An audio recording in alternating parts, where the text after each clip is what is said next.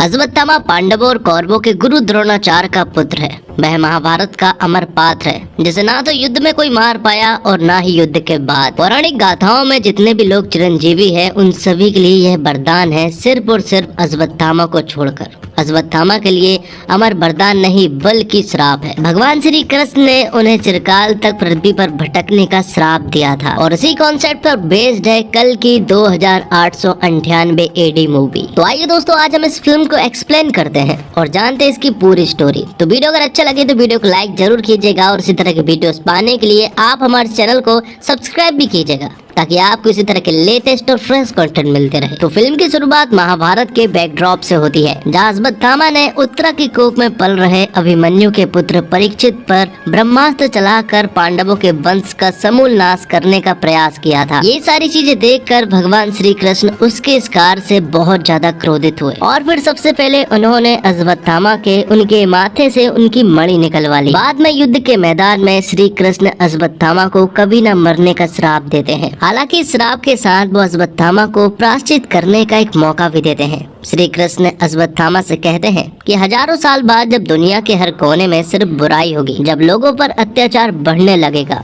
तब भगवान के एक अवतार कल्कि का जन्म होगा। हालांकि उनका जन्म आसान नहीं होगा।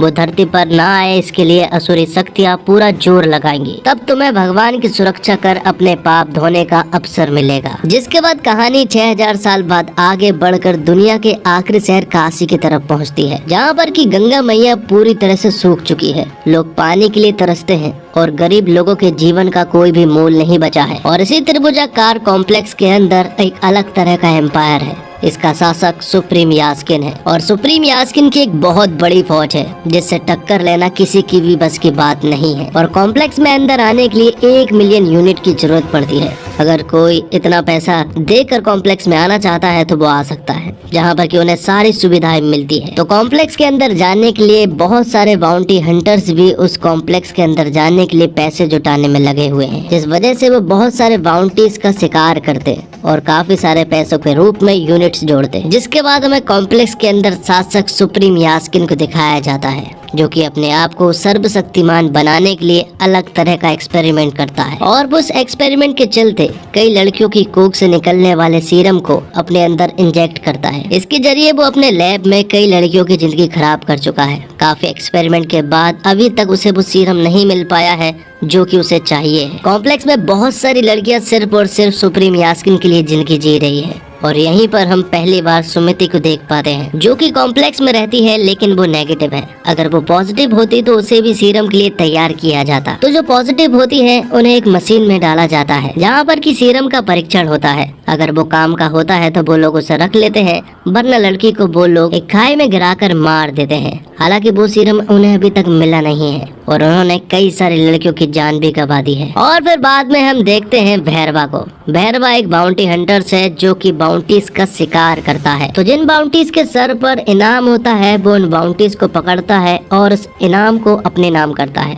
जिस वजह से उसका कई सारे बाउंटी से झगड़ा भी होता रहता है। और हाल ही में उन्हें 5000 बाउंटी का एक शिकार मिला है और सब चाहते हैं कि इस बाउंटी को वो पकड़े, लेकिन ये शिकार भैरवा का है। और वो बाउंटी भी भैरवा का बहुत बड़ा फैन होता है, क्योंकि भैरवा अभी तक कोई भी फाइट नहीं हारा है। उसके फाइट करने का तरीका, उसके किस्से जो है वो सारी गलियों में फैले हुए हैं, क्योंकि भैरवा को भी कॉम्प्लेक्स जाना है, जिस वजह से वो पैसे जोड़ रहा है। तो बाउंटीज के ना मानने पर यहाँ पर भैरवा की फाइट जो है वो उनसे होती है। फाइट करते करते वो बाउंटीज जो है वो बहुत सारे हो जाते हैं, लेकिन भैरवा उन सभी को मार गिराता है। भैरवा के पास बहुत सारे उल्टे सीधे गैजेट्स होते हैं जिनकी मदद से वो उन सभी को आराम से हरा देता है। और जिस तरह से आयरन मैन में जारवेस था, उसी तरह से भैरवा के पास भुज्जी है जो कि उसकी हर तरह से मदद करती है। दूसरी तरफ कॉम्प्लेक्स में अभी भी एक्सपेरिमेंट जारी थे। उन्हें जरूरत थी एक ऐसी लड़की की जो कि प्रेग्नेंट हो जाने के 150 दिनों तक जिंदा रह सके, क्योंकि उन्हें सिर्फ और सिर्फ अभी तक 90 दिनों तक जिंदा रहने वाली ही लड़की मिल पाई है, जिस वजह से उनका सीरम जो है वो इतना स्ट्रॉन्ग नहीं है, जिस वजह से वो उनके काम का भी नहीं है। साथ ही हम देखते हैं कि सुमति जो है वो प्रेग्नेंट है, लेकिन ये बात उसने किसी को भी नहीं बताई है। और मशीनों में चेक करने के बावजूद सुमति जो है वो हर बार नेगेटिव पाती है और सुमति चाहती है कि इस बच्चे को वो दुनिया में लेकर आए। हालांकि जो उनके पेट में है उसका कोई पिता नहीं है, ये बस सुप्रीम यास्किन का एक एक्सपेरिमेंट है इसके बावजूद सुमति चाहती है कि इस बच्चे को वो दुनिया में लेकर आए, लेकिन ये इतना आसान नहीं है क्योंकि वहाँ इतनी हाई सिक्योरिटीज है कि वहाँ से आज तक कोई भी बच्चा जिंदा नहीं बच पाया है। जिसके बाद हम भैरवा के पास रॉक्सी को देख पाते हैं जो कि उसे बहुत पसंद करती है। वो उसे पैसे लेने के लिए आती है, लेकिन हर बार की तरह भैरवा उसे पैसे नहीं देता है। भैरवा ने उससे कई सारे पैसे उधार ले रखे हैं। तो रॉक्सी यहाँ पर भैरवा को बताती है कि उसे कॉम्प्लेक्स में जॉब मिल गई है। ये सुनने के बाद भैरवा जो है वो रॉक्सी से कहने लगता है कि उसे भी कॉम्प्लेक्स जाना है, क्योंकि भैरवा ने बचपन से सिर्फ एक ही सपना देखा है कि किसी तरह से वो भी कॉम्प्लेक्स जाए। तो रॉक्सी भी यहाँ पर भैरवा को अपने साथ ले जा लेती है, लेकिन भैरवा को सिर्फ 1 घंटे ही कॉम्प्लेक्स में जॉब करने के लिए कहा जाता है। तो यहाँ पर वो काम नहीं करता है, बल्कि कॉम्प्लेक्स में घोड़े के द्वारा घूमने लगता है, जहाँ पर कि वो बहुत ही अच्छी अच्छी जगह घूमते हैं। दोनों ही यहाँ पर बहुत ज़्यादा एंजॉय करते हैं, लेकिन आखिर में भैरवा जो है वो पकड़ा जाता है और उसे कॉम्प्लेक्स के बाहर फेंकवा दिया जाता है और रॉक्सी वहीं पर रह जाती है। तो उसने जो कुछ पल कॉम्प्लेक्स में बिताए हैं उन्हें देखते हुए अब भैरवा ठान लेता है कि उसे तो किसी भी हालत में कॉम्प्लेक्स जाना ही है। और वह कॉम्प्लेक्स में सुमति जो है वो पकड़ी जाती है। उसकी प्रेग्नेंट वाली बात जो है वो सुप्रीमो को पता चल जाती है और उन्हें ये बात भी मालूम चल जाती है कि वो 150 दिन से प्रेग्नेंट है। और अब उन्हें मालूम चल जाता है कि इसी लड़की से उन्हें सीरम प्राप्त होगा। तो तुरंत ही वो एक्सपेरिमेंट की सारी प्रोसेस शुरू कर देते हैं, जहाँ पर कि सुमति को एक मशीन में डाला जाता है। वहाँ कॉम्प्लेक्स के बाहर हम एक छोटी सी लड़की राया को देख पाते हैं, जिसके पीछे कुछ रोबोट लगे हुए थे, क्योंकि वो रेबल्स के साथ काम करती है। जैसे वो एक खुफिया जगह पर आती है तो वहाँ पर एक बूढ़ा आदमी जो है वो उस रोबोट को मार गिराता है और बाद में अचानक से उस बूढ़े आदमी को एक विजन आता है और राया के पास एक मणि रखी हुई थी, वो अचानक से चमकने लगती है और यहाँ पर वो बूढ़ा आदमी समझ जाता है कि वो पल आ गया है जिसकी उसे तलाश थी। जिसके बाद वो उस मणि को अपने सर पर लगा लेते हैं और यहाँ पर हमें मालूम चलता है कि यही अश्वत्थामा है, जो कि 6000 साल से अब तक जिंदा इसलिए है क्योंकि उसे कल्कि की रक्षा करनी है। और कल्कि जो है वो फिलहाल सुमति के पेट में है, जिसके पेट से सीरम निकाला जा रहा है। तो इस प्रोसेस के बीच में अचानक ही सुपरनेचुरल चीजें होने लगती है और लाइट जो है वो अचानक बंद होने लगती है और मशीन भी बंद होने लगती है। और खाई के द्वारा यहाँ पर सुमति जो है वो टनल में पहुंच जाती है, जहाँ पर कि उसकी एक दोस्त उसकी मदद करती है, जो कि रेबल्स के साथ काम करती है और वो यहाँ पर स्पाई के रूप में आई हुई थी।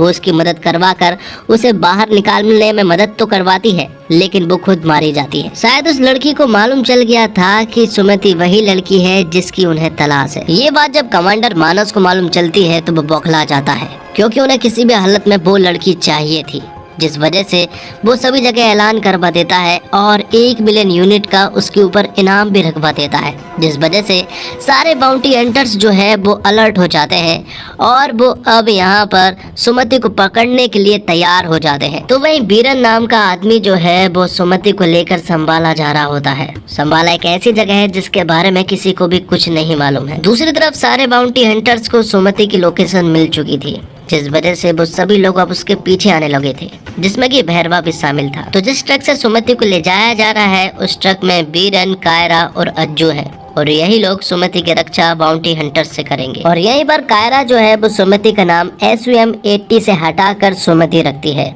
जिसके बाद यहाँ पर काफी सारे बाउंटी हंटर्स आ जाते हैं, जिनसे कायरा और अज्जू और बीरन जो है वो लड़ने लगते हैं। लेकिन इस फाइट के चलते आखिर में कायरा जो है वो मारी जाती है, जिसके बाद सुमति की लोकेशन कॉम्प्लेक्स वालों को भी मालूम चल जाती है और वो एक बहुत बड़ी फौज जो है वो सुमति के पीछे भेज देते हैं और वो लोग उन्हें पकड़ने में कामयाब भी हो जाते हैं। लेकिन तभी यहाँ पर एंट्री होती है अश्वत्थामा की। वो यहाँ पर आते हैं और कमांडर मानस के सारे नकाबपोश आदमियों को चुन चुन कर मारने लगते हैं।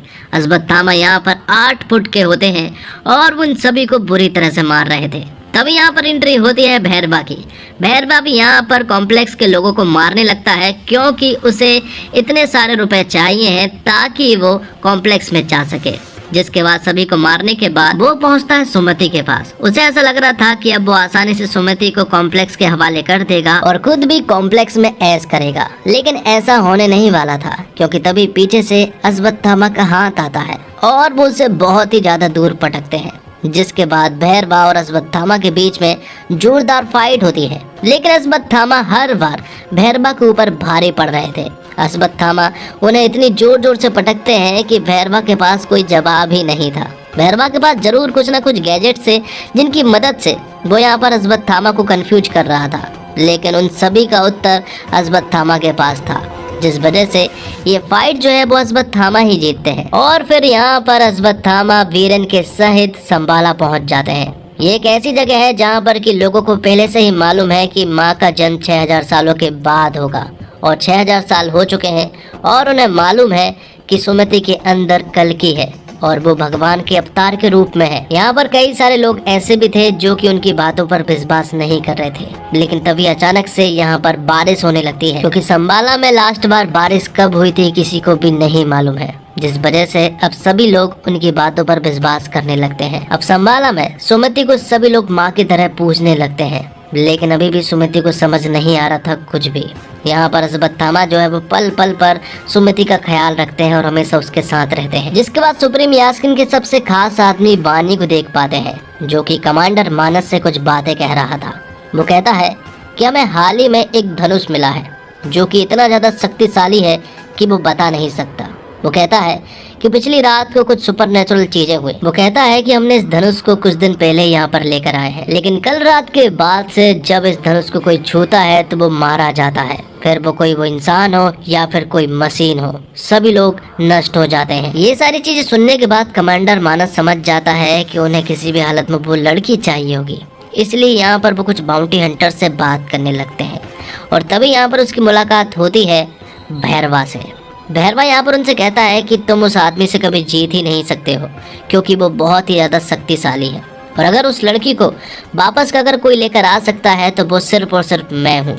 तो यहाँ पर कमांडर मानस कहता है कि अगर तुम ऐसा कर देते हो तो मैं तुम्हें अपने हाथों से कॉम्प्लेक्स तक छोड़ कर आऊँगा, जो कि भैरवा का सपना था। जिस वजह से अब भैरवा जो है वो सारी तैयारी करने में लग जाता है, लेकिन भैरवा को संबाला का रास्ता नहीं मालूम था। लेकिन भैरवा के पास एक लड़का है जो कि संबाला का है और उसे रास्ता मालूम है, जिस वजह से अब यहाँ पर भैरवा जो है वो सारी तैयारियां करने में लग जाता है। वो अलग अलग तरह के गैजेट्स बनाने लगता है, क्योंकि पिछली बार अश्वत्थामा ने उसे बुरी तरह से हराया था, जिस वजह से वो इस बार सारे पैसे जो है वो सारे गैजेट्स बनाने में ही खर्च कर देता है। और फिर उस लड़की की बदौलत वो पहुंच जाता है संबाला। वहां पहुंचने के बाद तुरंत ही उसकी मुलाकात होती है अश्वत्थामा से, जो कि पूरी तरह से तैयार थे।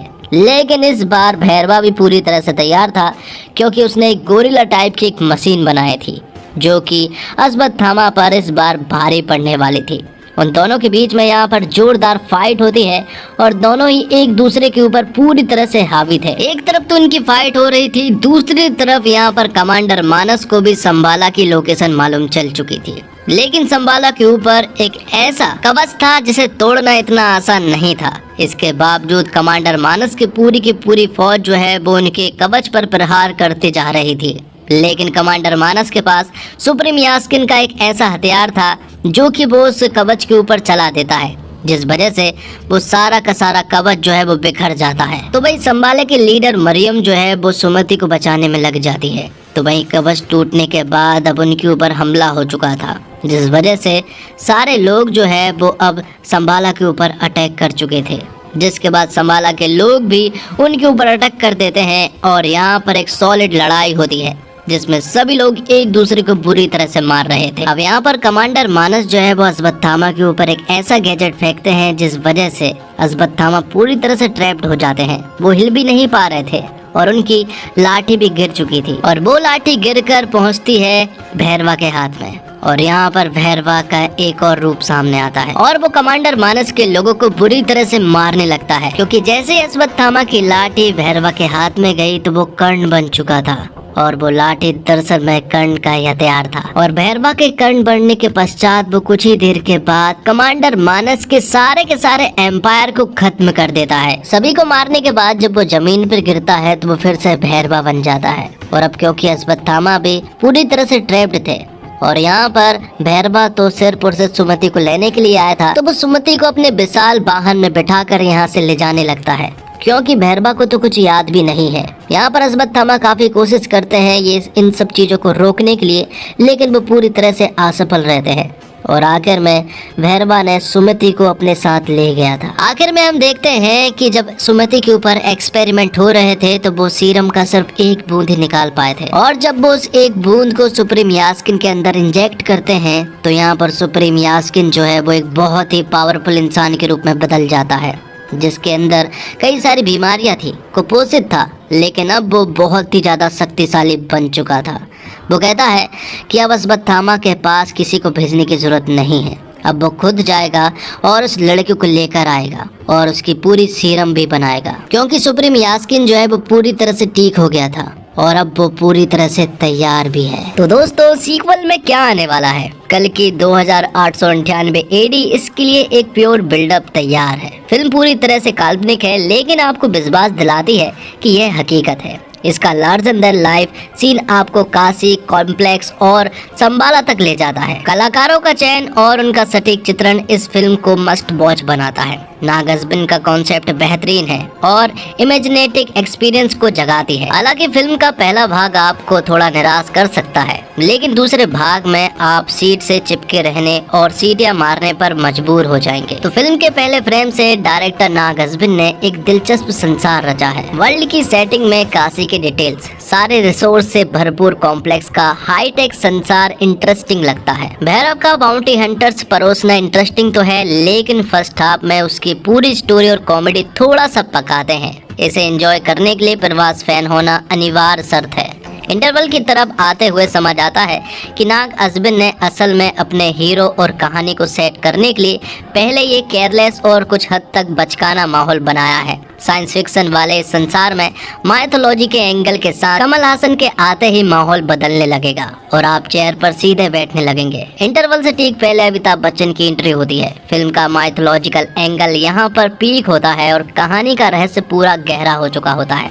कल की फिल्म का सारा दम सेकंड हाफ में ही दिखता है। फर्स्ट हाफ में बनाए गए प्लेटफॉर्म में फिल्म की कहानी जिस तरह से ऊपर उठती है और महाभारत के युद्ध से होते हुए अभी के किरदारों को खोलती है, उसे देखते हुए सांस थाम लेने वाली फीलिंग महसूस होती है। फिल्म का क्लाइमैक्स बिल्कुल अकल्पनीय और अद्भुत है। आखिरी के आधे घंटे में आपको महाभारत की झलकियां, प्रभास के किरदार का बड़ा ट्विस्ट और कुछ बेहद शानदार कैमियो देखने को मिलते हैं। और नागअज़बिन के मॉडर्न सिनेमा टेक्निक से जनरेटेड विजुअल के जरिए माइथोलॉजी को जिस तरह से बिल्डअप किया गया है उसके लिए तारीफ बनती है। फर्स्ट हाफ के बीच में खींची हुई स्पीड और गैर जरूरी सीन्स में बर्बाद हुआ टाइम छोड़ दें तो कल की एक जबरदस्त इंटरटेनिंग फिल्म है। सेकंड हाफ में फिल्म ऐसी दमदार हो जाती है कि आपका ध्यान जरा सा भी नहीं भटकता है। कल की फिल्म में विजुअल तो बहुत ही इम्प्रेसिव है, लेकिन वीएफएक्स में अभी भी सुधार की थोड़ी सी गुंजाइश नजर आती है, खासकर उन हिस्सों में जहां किरदार हवा में उड़ते दिखते हैं, वहां पर थोड़ा सा लैग फील होता है। और अमिताभ बच्चन का रोल, उनके किरदार की राइटिंग और उनका खुद का शानदार काम देखकर आपको 70s और 80s की वो झलक मिलेगी जब अमिताभ बच्चन बड़े पर्दे पर राज करते थे। वैसे कल की को अगर एक्टर्स के हिसाब से देखें तो वो अमिताभ बच्चन की फिल्म ज़्यादा है और प्रभास की कम।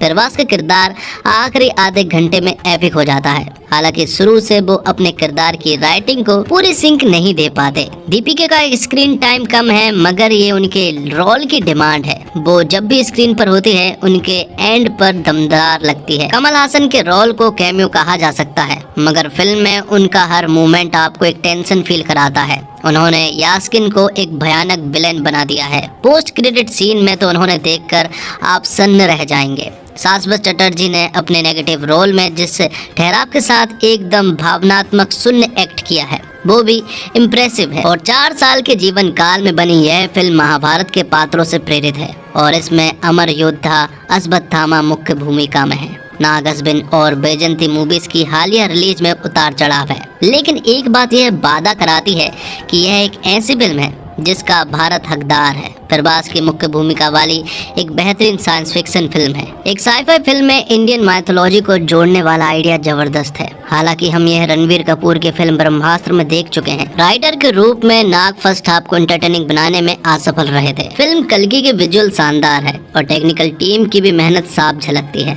लीड रोल में प्रभास औसत से ऊपर रहे, एक्शन सीक्वेंस में जमे लेकिन कॉमिक सीन में कमजोर रहे। दीपिका पादुकोण के पास करने को ज्यादा कुछ नहीं था और एक ही एक्सप्रेशन के साथ वो नजर आई। अमिताभ बच्चन ने अपने रोल में प्राण फूंक दिए और उनकी एंट्री के बाद फिल्म में जान आती है। दिशा पाटनी को मात्र एक एक्शन सीक्वेंस करने को मिला। कमल हासन का रोल शानदार है और बहुत ही जबरदस्त है। शाश्वत चटर्जी अच्छे कलाकार है, लेकिन जो रोल उन्हें मिला उसमें वो फिट नहीं लगे। मृणाल ठाकुर, विजय देवरकोंडा, दुलकर सलमान जैसे कई दक्षिण भारतीय दिग्गज कलाकारों ने छोटे छोटे कैमियो किए। राम गोपाल वर्मा और एस राजमौली कैमियो में दिखाई दिए। और इसी के साथ ये एक्सप्लेनेशन यहीं पर खत्म होता है। तो दोस्तों, उम्मीद करता हूँ आपको वीडियो पसंद आई होगी। वीडियो पसंद आई हो तो वीडियो को लाइक कीजिए, चैनल को सब्सक्राइब कीजिए। इसी तरह के कंटेंट पाने के लिए आप हमसे जुड़े रहिए। मिलते हैं एक और कमाल की वीडियो के साथ, तब तक के लिए आप हमारे चैनल के साथ बने रहिए। धन्यवाद। जय हिंद।